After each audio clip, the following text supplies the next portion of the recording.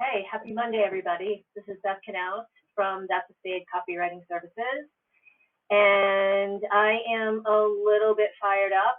I was at an amazing conference last Thursday. It was the South Shore Conference for Women here in Massachusetts. And it was just really great. I saw some wonderful speakers who were inspiring to me and learned some new stuff and got motivated and inspired and all of that.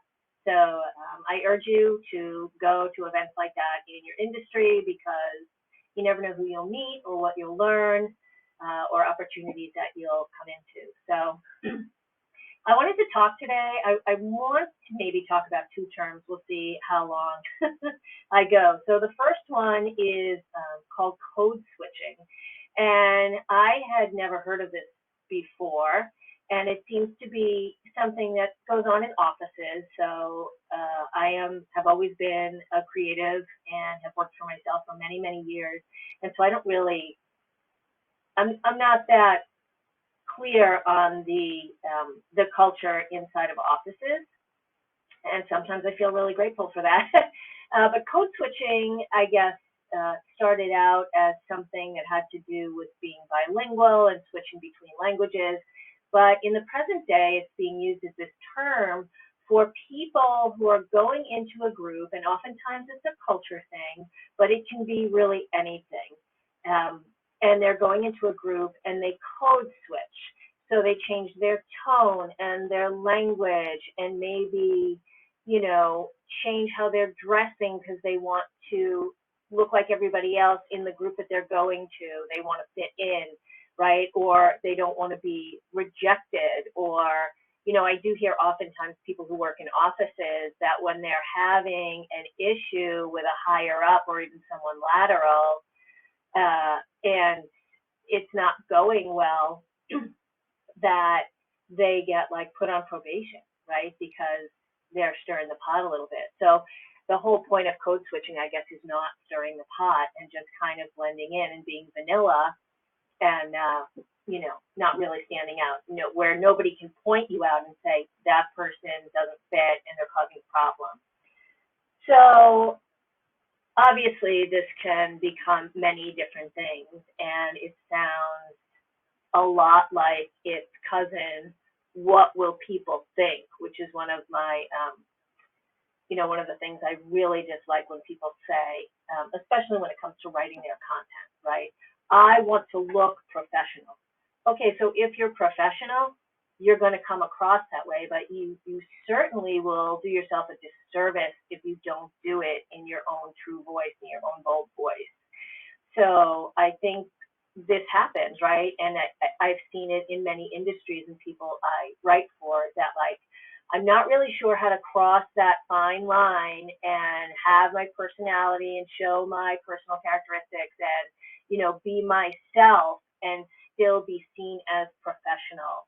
And, I've written some content for lawyers, I've written for bookkeepers, I do a lot of writing for coaches, and I can find it across industries. And I'm going to say that it's definitely more women who suffer from this, but men do too. And, something that we have to look at. I mean, this ties into, my favorite, one of my favorite topics of generational cycles and what are we carrying forward with us that no longer serves us, right? That maybe we were taught or we observed, and so we just took it on, and now we don't live in that bubble anymore, and we're out in the big world, and it doesn't suit us, but we're not quite sure what else to do, so we keep going back to it. So, how I feel. If you're denying your voice, if you're denying your authenticity of being who you really are as a person, then to fit into a group somewhere, it's not going to end well. It's just not. And somewhere down the road, someone's going to notice, whether it's a client or a colleague or someone you admire, they're going to notice that you're creating this version of yourself. And there are times when you're your real self, and it's deceiving. And I'm not telling you that there aren't times where maybe we behave a little differently.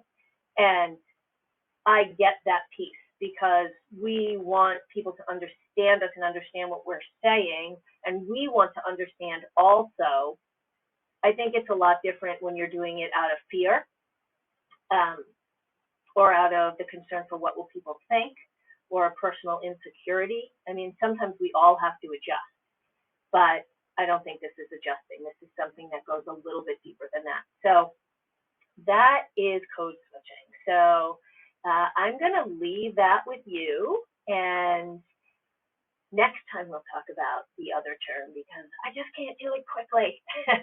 So I hope that you guys have a fabulous week, a wonderful Halloween. As always, this is a Monday Minute and something that you can think about moving through your week. And I guess the thing that I like to say, because I like to switch perspectives, really like to try to see what it's like on both sides of the fence. You know, make sure, or maybe ask yourself, are you ever the person who's making somebody feel pressured to code switch? Do you know someone? Are you working with someone that is putting that pressure on somebody to think that they have to code switch? So I think that's the deeper half of that. We think about, oh, am I code switching? No, are you maybe pushing somebody else to code switch? So let's make sure we're not doing that either. All right, have a fabulous week. Get in touch with me if you want to chat further and you don't want to code switch in your content. You want to be true to who you are and attract the right people. I'm always happy to chat about that, and I will see you next Monday. Eat as much candy as you want.